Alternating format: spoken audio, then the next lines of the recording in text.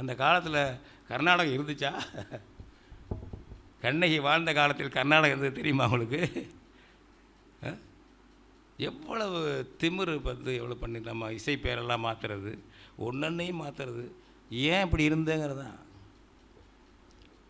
நம்ம வந்து ரொம்ப அழகாக முடித்தவள் தான் நான் ஏமாந்து விட்டேன் என்றால் வரலாறு அவனை மன்னிக்காது, காரி துப்பும்.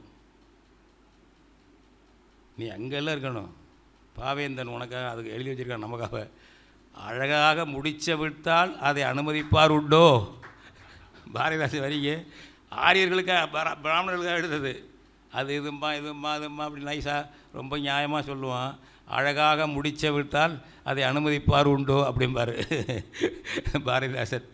அது மாதிரி அழகாக முடிச்ச விட்டாலும் சரி, தந்திரமாக முடிச்ச விட்டாலும் சரி, திருட்டுத்தனமாக முடிச்ச விட்டாலும் அனுமதிக்கக்கூடாது. அதெல்லாம் அதை விட்டுட்டு நம்ம வந்து பண்ணிட்டான்னு கூட்டத்தை போட்டுக்கிறதுல என்ன இருக்குது? ஒப்பாரி வைக்கிறதுல என்ன இருக்குது? மாற்றுறது என்ன? ஒவ்வொரு பிள்ளைகளும் இப்போ தம்பி மன்னரை பற்றி சொல்கிறாங்க.